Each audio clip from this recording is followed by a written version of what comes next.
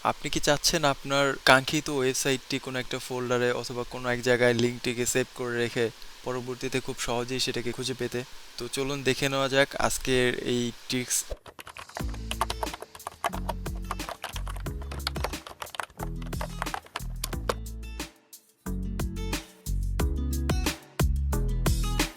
যেই সাইটটার লিঙ্কটা আপনি সেভ করতে চাচ্ছেন সাইটটা ভিজিট করবেন। ধরুন আপনি অ্যামাজন সেভ করতে চাচ্ছেন, এই স্টার মার্কে ক্লিক করবেন, দেন মোর টুলসে যাবেন।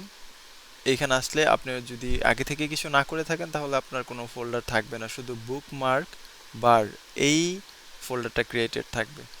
এটার এগেনস্টে নিউ ফোল্ডার করবেন, অর্থাৎ আপনার এইটা সিলেক্ট করা থাকা অবস্থায় আপনি নিউ ফোল্ডার সিলেক্ট করবেন, দেন এটাতে কোনো একটা নাম দিবেন। ধরুন আপনি এই ফোল্ডারটা করলেন ফর অনলাইন শপিং। আপনার যতগুলো অনলাইন শপিং মার্কেট প্লেস আছে আপনি এখানে সেভ করে রাখবেন। সেটা হতে পারে ইবে, অ্যামাজন, দারাজ.com ইত্যাদি। তো আপনি কি করবেন, অনলাইন শপিং লিখে দেবেন এখানে, আপনার যেটা সুবিধা হয়। এটা ফোল্ডার নেম মূলত, অনলাইন শপিং।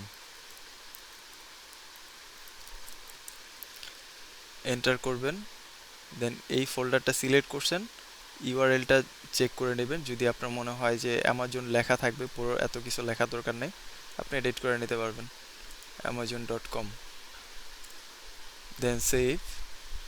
ব্যাস হয়ে গেল। এবার আসেন আপনি amazon.com, এই যে ফোল্ডারটা, এটা কিছুক্ষণ আগেই এটা ক্রিয়েট করছেন, দেন এটা হয়ে গেছে। এখন এখানে ক্লিক করবেন, amazon.com এখানে ক্লিক করবেন, সাথে সাথে এটা চলে আসবে। ভালো লাগে না, সুন্দর সাজানো গোছানো?